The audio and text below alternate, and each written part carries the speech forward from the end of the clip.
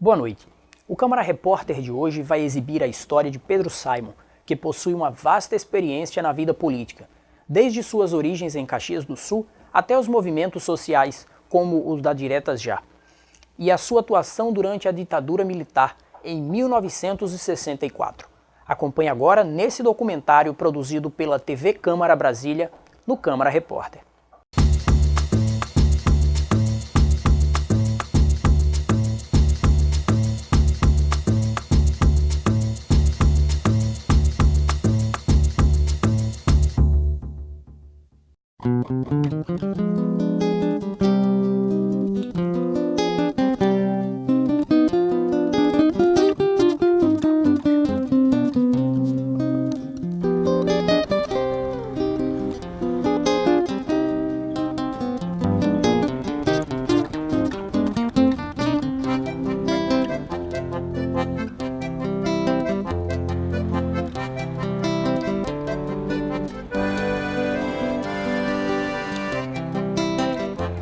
A imigração no Rio Grande do Sul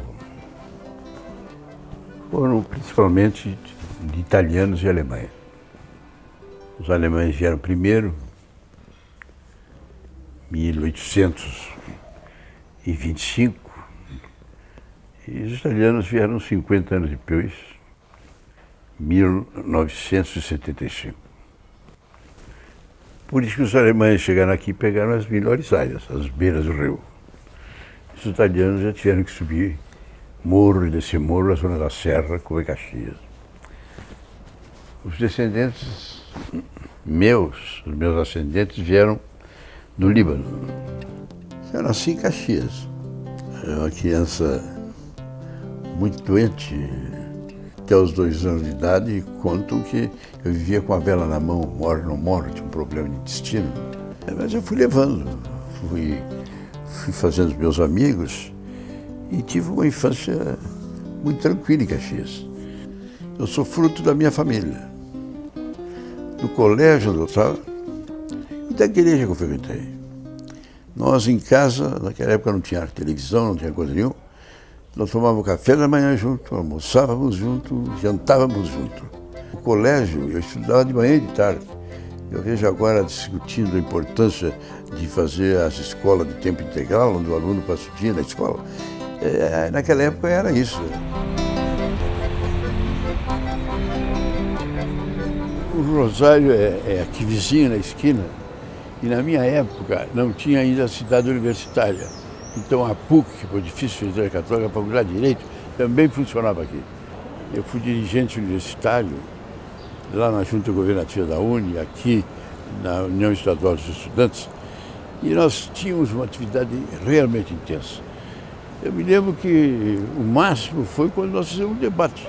Candidato a presidente da República, Juscelino, Ademar de Barros, Plínio Salgado e Juarez Távora, os 4 candidatos, tiveram um debate aqui com milhares de estudantes respondendo às perguntas. Me lembro que o Juscelino vibrou, gostou demais, e me lembro que ele conquistou. Todos se saíram bem, mal, etc. e tal, mas ele, ali naquele debate, ele conquistou o Estado.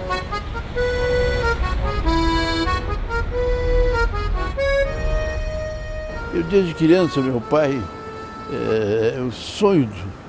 eu acho que o sonho de muita gente naquela época, 80 e tantos anos atrás, era a medicina. A medicina era um sacerdócio, a medicina era... Lá em Caxias nós tínhamos 2 médicos, quando eles passavam a gente se reverenciava para ele. E o meu pai era apaixonado por tirar medicina. E eu me preparei para a medicina, Na época do pré-vestibular eu não tirei o curso que preparava para direito, eu tirei o científico que era interessado na medicina. Na hora de fazer o vestibular, o irmão Otão, reitor da Pontifícia Universidade Católica, que era diretor do Rosário, foi lá e me disse: meu pai, ele não pode, ele tem que ir para o direito. A inclinação dele, eu tinha uma vida acadêmica muito intensa, fui presidente do Grêmio Estudantil Rosariense, fui presidente da Junta Governativa da UNE, tive uma atividade intensa nesse sentido. Então convenceu meu pai de que eu devia ser advogado e tirei a faculdade de Direito. A Pontifícia Universidade Católica do Rio Grande do Sul é obra do irmão Otelo. Ele pegou o Colégio Rosário, que tinha ali, anexo ao Colégio Rosário, a sala do Colégio Rosário era ocupada pelo Pontifício Universidade Católica. Ele criou um parque universitário, uma cidade universitária, das mais modernas do Brasil.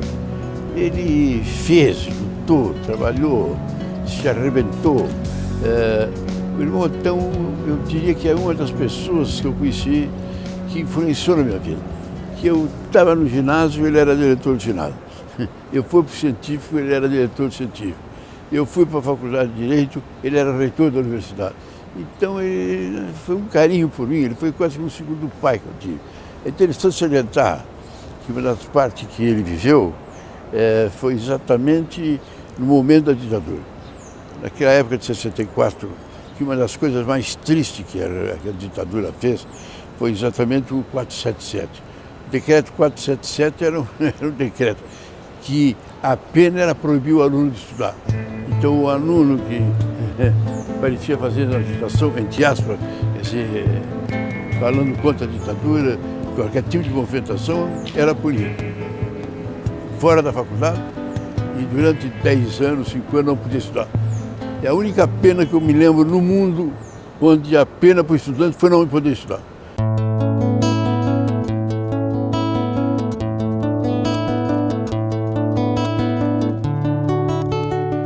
Eu tenho que esclarecer, e é muito importante,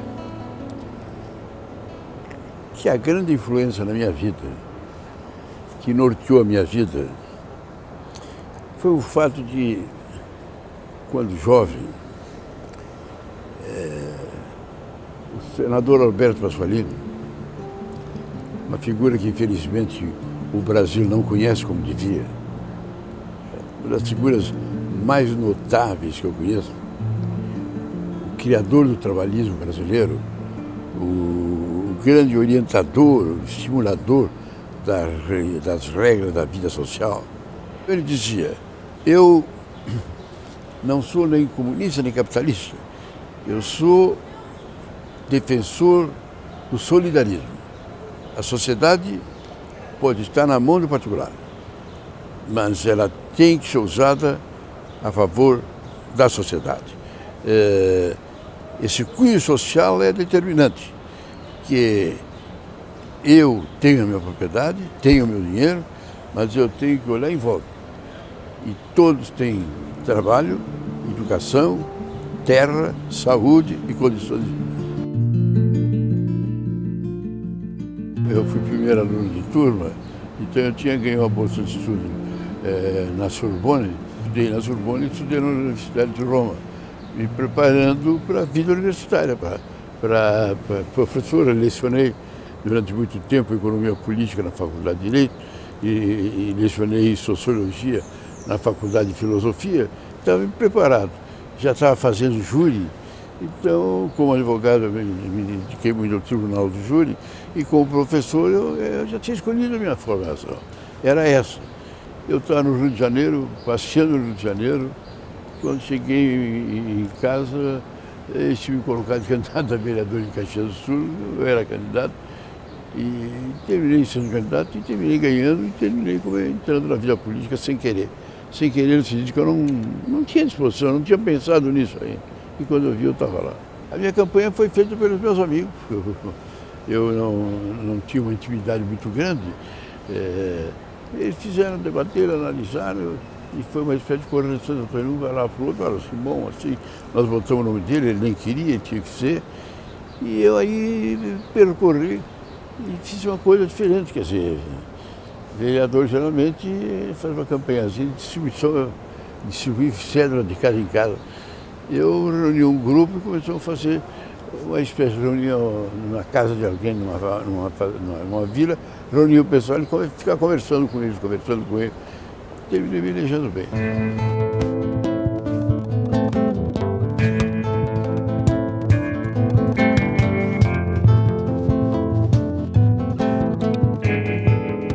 De repente eu era deputado de um ano e veio o golpe de 64.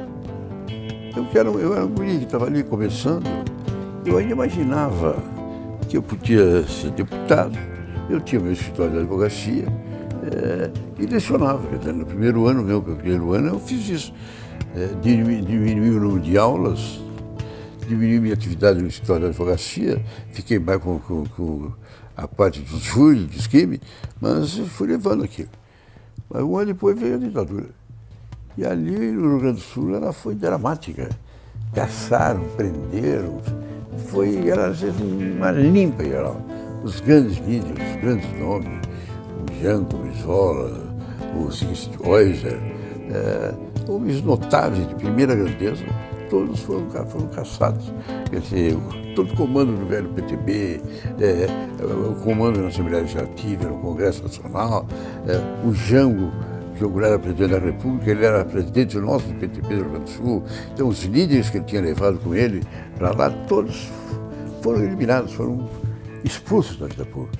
Foi uma barbárie, porque eu fico pensando naquela geração de pessoas que estudaram, que se formaram, que lutaram, que trabalharam, que começaram desde guri, foram crescer, foram desenvolver, estavam no ápice da capacidade, do conhecimento, em condições de servir, de ajudar. Toda aquela geração foi colocada de lado. E eu, que era um guri que estava começando, quando eu vi, eu era o líder do partido. E quando eu vi, eu era o presidente do partido. E aí mudou a minha vida. Aí tudo que eu sonhava, tudo que eu imaginava foi por fora. Então eu entrei nesse bete, e estou até hoje, de certa forma, eu fui levado. Então aí mudou a minha vida. Aí foi uma vida de sacrifício. Aqui, já naquela época, a política era levada a sério. E apesar de todas as cassações, de todas as violências, o partido que continuou, porque em muitos estados as pessoas ou desapareceram, se apagaram ou foram para casa, ou ficaram amortecidas, esperando uma hora melhor para botar a cara de fora. Nós não, nossa luta foi constante e permanente. O Dr. João Goulart era vice-presidente da República. O Jânio tinha sido eleito herói, era um herói. O povo era apaixonado por ele. Ele com aquele casaco velho, desleixado, ele tirava o pó. No meio do comício vinha um cara que fazia um sanduíche, ele comia um cachorro quente. Então, era uma figura e não tinha televisão. Então a figura dele era uma figura fantástica. Ganhou a eleição, todo mundo esperando. 7 meses depois renuncia e o Jango era o vice. O João Goulart ficou na presidência, deram a presidência para ele, mas tiraram os poderes foram entregues ao Tancredo como primeiro-ministro. E aí foi desenvolvendo. No segundo ano do governo, o Jango conseguiu fazer uma mobilização da sociedade, foi feito um plebiscito e ganhou o presidencialismo. E ele assumiu como presidente. Como presidente, ele é interessante, fez um governo, ministério de primeiro de grande gabarito, começou aí se falar em reformas, em mudanças da sociedade, etc. e tal. Mas aí, na mesma hora, os militares, a igreja, a grande mídia, a grande imprensa, a burguesia empresarial, se uniu todo num movimento fantástico que levou à queda de Jango. A meta do MDB, seu objetivo número 1, é a restauração da normalidade democrática no Brasil. Por normalidade democrática, a oposição entende o exercício pelos homens, mulheres e moços deste país do direito de escolher pelo voto direto o governo de seu presidente da República, dos governadores dos estados, dos prefeitos, inclusive das capitais, senadores, deputados federais e estaduais e vereadores. O MDB está de olho em tudo. Então nós fizemos uma coisa muito importante. Nós realizamos aqui em Porto Alegre um congresso das lideranças da oposição. Basicamente, o MDB. Dr. Ulisses, o Dr. Tancredo, o Teotônio Vilela, o Mário Covas, o Franco Montoro, Os grandes nomes da oposição vieram aqui e fizemos um longo debate. Debatemos tudo, tinha que ser, Lava uma roupa, os caras que tinham, não, nós temos que partir para a luta armada, só com a luta armada que é possível, fazer assim, assim, assim. Outros diziam, nós temos que extinguir o MDB só está atrapalhando, deixar o povo fazer, e o povo vai encontrar o seu rumo, vai encontrar o seu caminho. Não, nós temos que fazer uma milícia popular, temos que armar o povo se preparando, e o povo vai se armando, aquele grupo de 11 que o Isola falava, vão fazendo e vão abandonando. As discussões eram todas elas. Mas terminou sendo vitoriosa a nossa tese. Qual era a tese? Nós vamos debater o seguinte, MDB. O MDB vai ter as suas causas de luta, que ele vai entrar. A primeira delas é direta já. Fim da tortura, a segunda. Convocação da Assembleia Nacional Constituinte. Liberdade de imprensa. Anistia Constituinte, direta já, liberdade de imprensa. A primeira delas vai ser a direta já. Foi aprovada. Aí tinha uma emenda que estava no Congresso, estava lá na gaveta de um deputado federal, grande companheiro, Dante Oliveira, das diretas já. Mas ninguém sabia que entrou, mas nunca ia ser votado. Nós pegamos essa emenda e pegamos de campo e começamos a andar pelo Brasil afora. Andamos pelo Brasil afora, debatendo, discutindo, e fomos crescendo. Chegou um momento que foi um máximo. Foi no dia 25 de janeiro, dia do aniversário da cidade de São Paulo. O Montoro, governador, organizou uma reunião, teve um mar de gente. Braços erguidos, eleições diretas! Eleições diretas! Que beleza, mais de 400 mil pessoas. Encerra esta participação para mais de 400 mil pessoas na Praça da Sé. O governador Franco Montoro. Meus amigos, há pouco me perguntavam 300 mil, 400 mil pessoas. A resposta é outra. Aqui estão presentes 130 milhões de brasileiros falando por vocês. É assim, realmente um mar de gente. Isso que até antes os caras não iam para a rua, que para a rua era apanhar. Mas da maneira que a gente ia tranquilo, sim, que os caras não podiam fazer nada. São Paulo, um mar de gente, uma maravilha de uma reunião. Dia 25, domingo, aniversário da cidade de São Paulo. A Prefeitura de São Paulo fez festa. Lá na Praça tal tocava a orquestra sinfônica, lá na outra tinha um balé infantil, lá na outra tinha um negócio não sei o quê. O Jornal Nacional só deu as festinhas da capital de São Paulo. Isso causou uma revolta no Brasil inteiro, que começaram a quebrar as caminhonetes da Globo e a sede da Globo por todo o Brasil. O negócio originou um movimento tão interessante que dizem que, à época, se ficou sabendo que o doutor,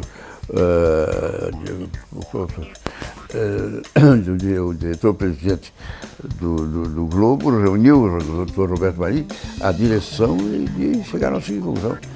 Nós somos a favor da revolução, eles chamavam de revolução, somos a favor, defendemos. Nós não podemos inaugurar os fatos. As coisas que estão acontecendo nós temos que publicar, porque caso contrário nós vamos cair no ridículo e não vamos ser levados a sério. E a partir do dia seguinte começaram a publicar. Aí sim, aí foi um mar de gente, crescendo.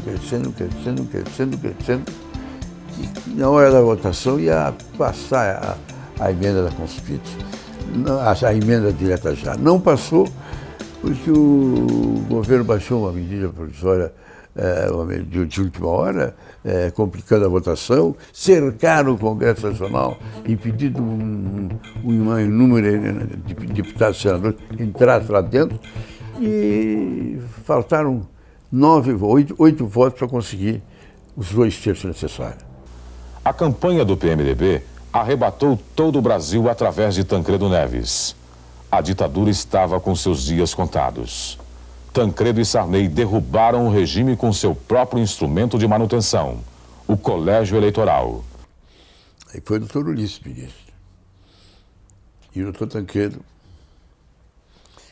nós vamos para o colégio eleitoral. Isso foi um impacto muito grande, porque nós éramos contra o colégio eleitoral. O colégio eleitoral era o símbolo da ditadura. O que era o colégio eleitoral? O Congresso se reunia, em lugar do povo, escolhia o candidato. E tinha que escolher aquele candidato escolhido pelo partido. Então, o da Arena era majoritário, escolhia, e quem era da Arena tinha que votar da Arena. No início foi uma briga muito difícil, mas terminamos topando. Um momento emocionante, épico. Nós tínhamos, de certa forma, no MDB, a seguinte teoria: se a eleição fosse direta, o candidato era o doutor Ulisses, que era o senhor direto. O doutor Ulisses foi o grande nome, o grande líder, a grande bandeira do Brasil era o doutor Ulisses. Mas exatamente por isso, por ser o grande chefe da oposição, por ter dito desaforo, nome feio dos generais presidentes, essa coisa toda, ele estava muito marcado. E então tinha o doutor Tancredo, que também era um líder da oposição, um grande nome, mas o estilo dele era mais democrata, era o PSD, tinha o PSD mineiro, era mais acessível. E foi com ele que se permitiu, jamais haveria uma aliança. O doutor Ulisses nunca toparia uma aliança com o Sarney de vice. O Sarney era o presidente da Arena, saiu da presidência da Arena para ser candidato a vice do MDB. Aí o doutor Tancredo foi candidato, ganhamos a eleição de uma maneira espetacular, uma bonita eleição. O colégio explodiu, se implantou a democracia, o ambiente foi de liberdade. As Forças Armadas saíram, reconheceram a derrota. Grande vitória, foi uma epopeia.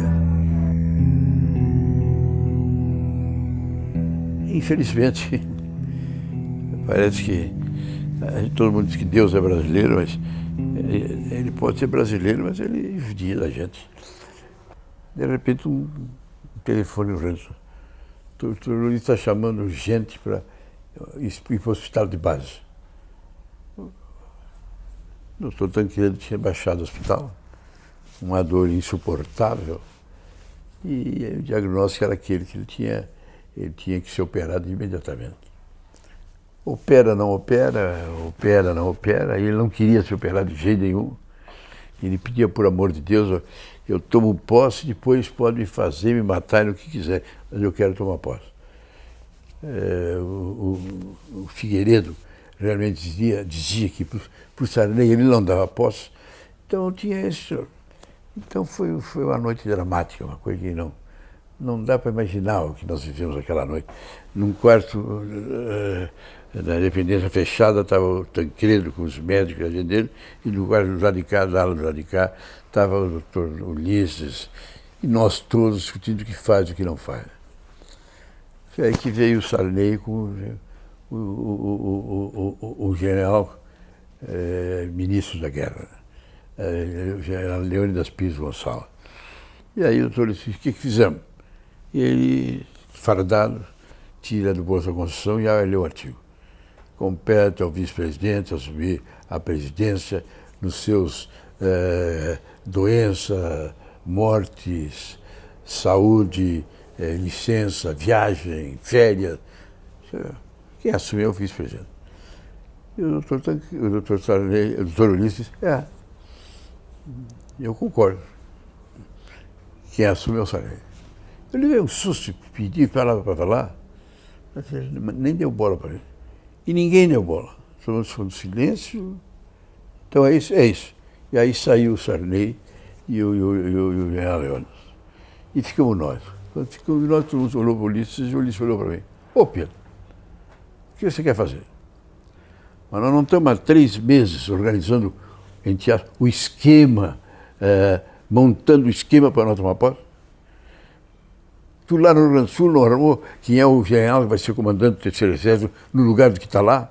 Quais são as pessoas que vão ocupar as diversas repartições, os diversos segmentos, para garantir a posse? Mas nós não estamos fazendo isso.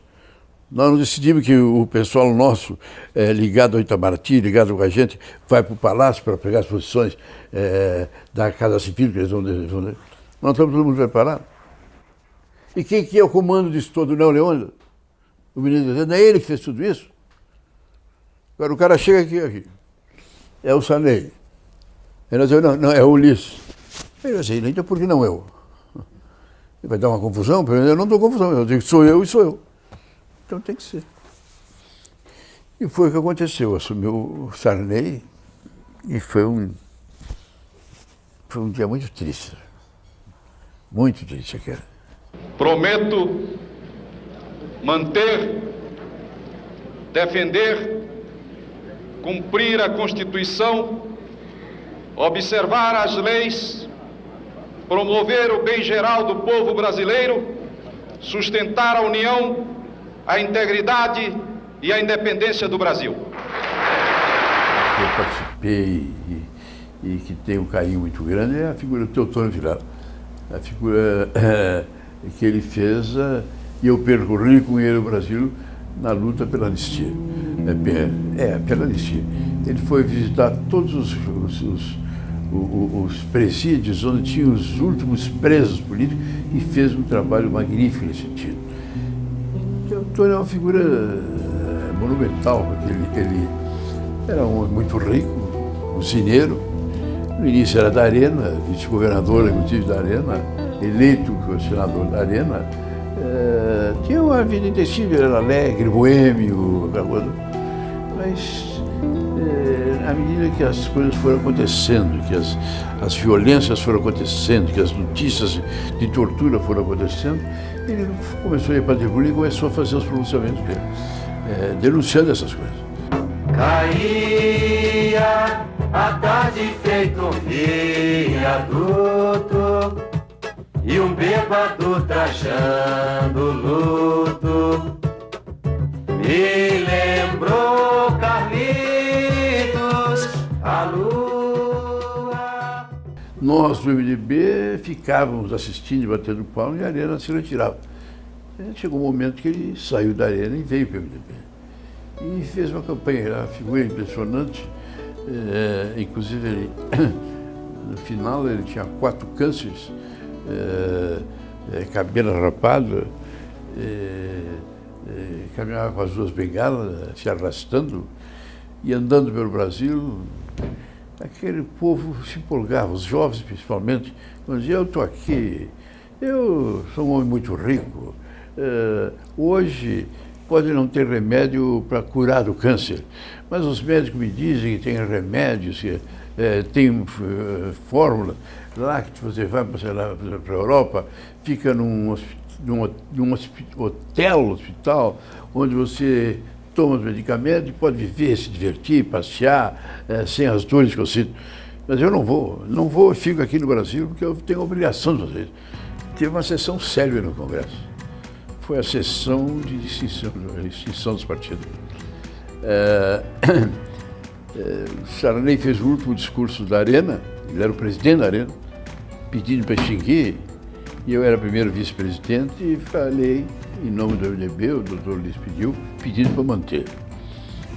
Mas extinguiram o partido. Aí o Teotônio vai no meu gabinete e conversando, ele diz o seguinte, o que vamos fazer? O que vai ser de nós? O que vai acontecer? Nesse período, a ditadura do governo vai fazer o que quiser e nós não temos mais nada, não tem MDB, não tem representante, não tem mais coisa nenhuma. Nós fomos lá para o Salão Verde da Câmara e marcamos, telefonamos para Deus e todo mundo, reunião muito importante do novo partido. E veio gente do jeito. E aí nós lançamos o sucedâneo. Não tinha nome, não tinha nem o que fazer, não tinha. Então, o sucedâneo. Então nós fizemos um apelo a todo o Brasil, aos senadores, deputados federais, deputados estaduais, prefeitos, vereadores, governadores, todo mundo fazia um apelo. E marcou uma data, se não me engano, acho que foi depois do Carnaval, uma semana depois do Carnaval, tal dia em Brasília, vamos reunir todo mundo e vamos decidir. Vamos decidir se nós criamos o sucedâneo, que é o sucessor do MDB, vamos continuar e vamos criar. Só fizer um apelo, não assinem nada, não aceitem nada, não participem de nada, enquanto não fizer isso. E chegou em fevereiro, ali, tive uma montanha de gente e criamos o sucedâneo. Reunimos, aí já tem o nome que foi aprovado, foi PMDB, quer dizer, partido do MDB, porque aprovamos e criamos o partido.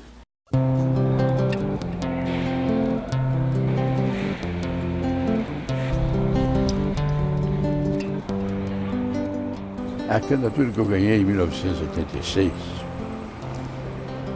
ela veio num momento dramático na minha vida. Nós estávamos na luta pela candidatura do Dr. Tancredo e na coordenação do registro da candidatura dele, na expectativa de que ele pudesse ganhar a eleição. Em meio àquilo, tinha um dramático drama familiar. Um fim de semana que nós ficamos em Brasília. Em Brasília, para cuidar do registro da candidatura do Tancredo, porque a candidatura era registrada perante a mesa do Senado. E a mesa do Senado era da Arena, dominada pela Arena. E nós tínhamos medo que ele impugnasse a candidatura, que o Sarney era vice do Tancredo, e o Sarney tinha saído do Arena e entrado no MDB. E havia um dispositivo que falava da proibição de mudança de partido. Então vinha um longo feriadão de 8 dias, porque era sábado, domingo, e depois tinha no meio da semana, dia de Todos os Santos, dia de Finados, era uma semana que não funcionava, e outro sábado e domingo. Então nós fizemos um plantão em Brasília para garantir que, se a comissão executiva se reunisse, nós pedíssemos não deixar a impugnação da candidatura. Porque se impugnasse a manchete de que ela foi impugnada, assustaria os deputados e senadores e terminariam não votando em nós. E eu fiz o primeiro plantão. E nesse primeiro plantão que eu fiz, lamentavelmente, eu tinha um passeio com a minha esposa e meus filhos, não vim, eles foram, a minha mulher guiando o carro, teve um acidente e o meu filhinho menor, o Matheus, faleceu. E ela teve um drama pesadíssimo, diga-se de passagem, porque ela estava guiando o carro e teve uma depressão e também faleceu. É no meio desse quadro, e isso aconteceu em maio, que me escolheram candidato a governador. Quer dizer, eu não estava na convenção, eu estava em casa, eu não tinha saído de casa, e terminei sendo candidato. E talvez os fatos, os acontecimentos, Deus me ajudou de tal maneira que dizem que foi a campanha mais bonita, mais dramática, mais positiva que eu fiz, e terminou, inclusive os adversários, o Brizola e o Colares do PDT se uniram ao Marquesan e à Arena contra mim. Quer dizer, isso até irritou a opinião pública, e isso fez com que a campanha tivesse uma empolgação fora do comum, e foi uma grande vitória. Uma coisa que não me dava acreditar, eu fui governador, pela primeira vez no Rio Grande do Sul, eu acho que no Brasil, não teve fotografia do governador. O governador não. Eu fiz um quadro, se você olhar o mapa do Rio Grande do Sul, ele tem a configuração de um coração. O mapa do Rio Grande do Sul é um coração. Então eu fiz um mapa configurado com coração, leve o Rio Grande no peito. E todo mundo lá onde se botava a fotografia do governador tinha que botar isso. Então foi esse estilo de governo que nós fizemos, que nós desenvolvemos e que nós debatemos. Ao lado disso, nós tivemos um sentido muito forte de debate a questão a nível nacional. O Rio Grande do Sul, com Santa Catarina, com o Paraná, com outros estados, desenvolvemos uma atividade muito intensa, numa época que foi uma época bonita, porque o governo federal estava fazendo a Assembleia Nacional Constituinte, e eu até fiquei magoado, porque eu fui parlamentar a vida inteira, e exatamente no ano mais importante, que era da Constituinte, eu estava fora. Domingo eu pegava o avião, ia lá e passava o domingo lá na casa do Dr. Ulisses, que ele era o presidente da Constituinte, e domingo se reuniu todo mundo para discutir o que era, o que não era, e eu aí desenvolvi a minha atividade. E vou levar até o fim, custe o que custar, doa a quem doer, a bandeira da luta contra a corrupção. Quando eu voltei, eu cheguei ao Senado, que eu tinha ficado 8 anos antes, senador, tinha sido ministro da Agricultura, líder do MDB no Senado. Quando eu voltei, depois de ser governador, eu peguei um período realmente muito intenso. Quer dizer, peguei o Collor na presidência da República. E o Collor estava um governo dramático, duro, difícil, as posições dele, as decisões. Tinha lançado aquele plano Collor. O plano Collor foi uma desgraça total. Se falava muito em desvios e coisa que o valha.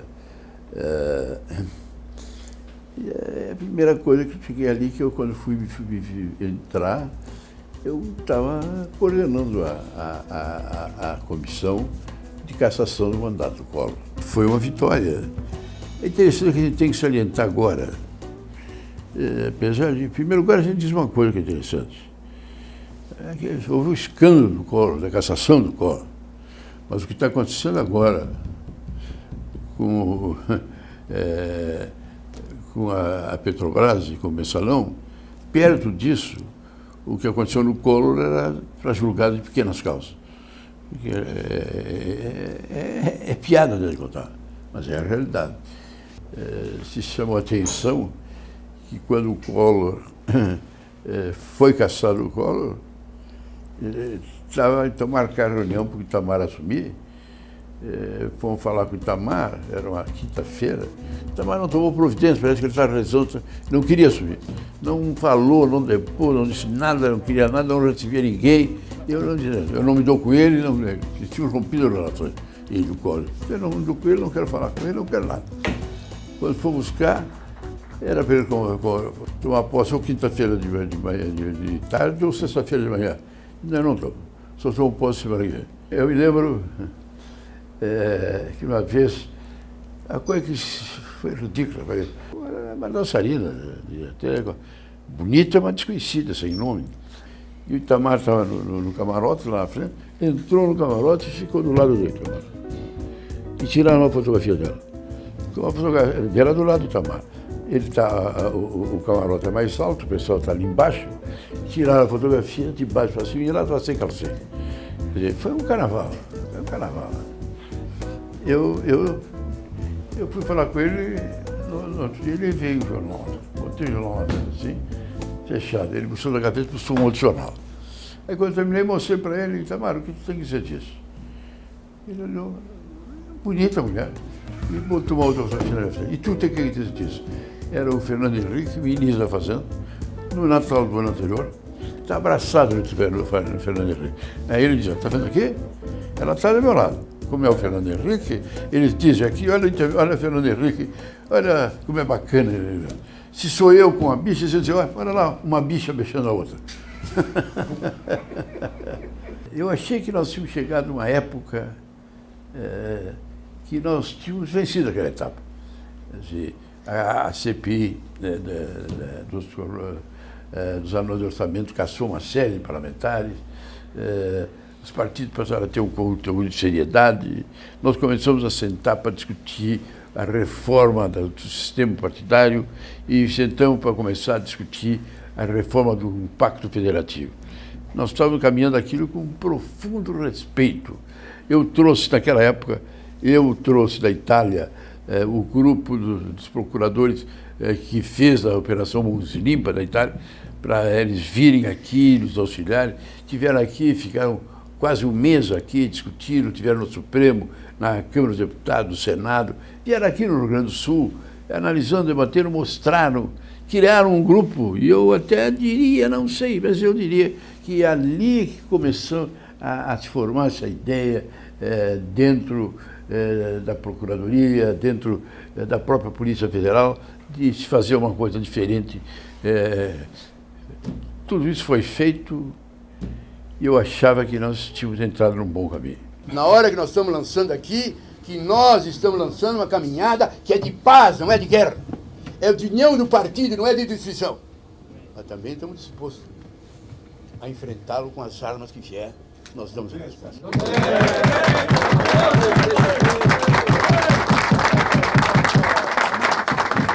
Depois de muitas idas e vindas, o PMDB decidiu. Este ano, os PMDBistas não vão ter candidato ao Palácio do Planalto. Lamentavelmente, é muito triste, mas o PMDB vai ficar sem candidato. Eu me senti muito mal no certo momento.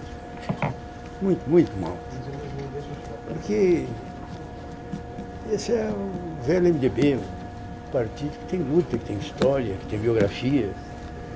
Velhas divergências, a gente teve muitas divergências. Mas aqui não houve divergência.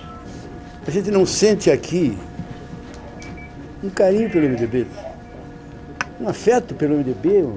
Prometo guardar a Constituição Federal e as leis do país, desempenhar fiel e lealmente o mandato de senador que o povo me conferiu. É um fato interessante, viu? É que eu completei 85 anos. Eu completei 85 anos no dia 31 de janeiro, no dia que eu encerrava meu mandato. 60 anos de vida pouco. Então isso, com 2 anos de antecedência, eu fui preparando, dizendo que ia sair, preparei, me desliguei.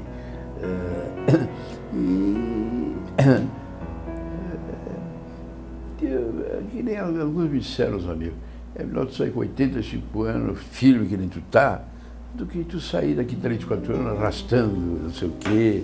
É uma figura que tu não deve fazer. Hoje, eu vou deixar que a emoção sopre palavras no meu ouvido. Não há razão para tristeza quando o coração tem a sensação do dever cumprido. Se brotarem lágrimas, que elas irriguem o que de melhor eu pude.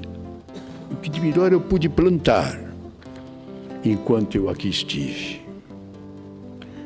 Nas comissões, nos corredores, no plenário do Senado, por esse Congresso. Ainda que eu tenha cultivado a humildade de reconhecer que fiz menos do que eu poderia e muito menos do que eu desejei fazer. Aqui eu não só plantei, eu colhi. Fracassei em tudo que tentei na vida. Tentei alfabetizar as crianças brasileiras, não consegui. Tentei salvar os índios, não consegui. Tentei fazer uma universidade séria, fracassei. Tentei fazer o Brasil desenvolver-se autonomamente, fracassei. Mas os fracassos são minhas vitórias. Eu detestaria estar no lugar dos que me venceram.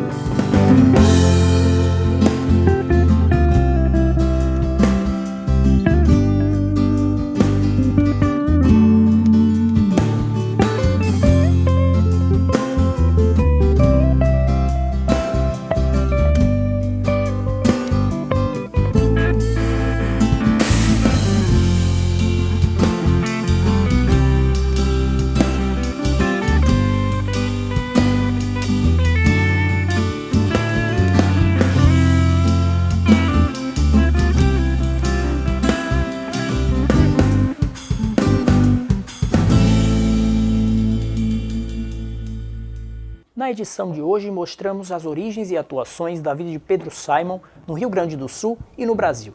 Nós ficamos por aqui, lembrando que você pode assistir ao canal legislativo pelo site aracaju.se.leg.br e também pode acompanhar essa edição através da Rádio Câmara Web.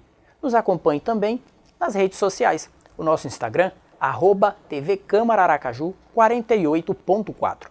Além disso, você também pode entrar em contato com a gente através do e-mail tvcamara@aracaju.se.leg.br.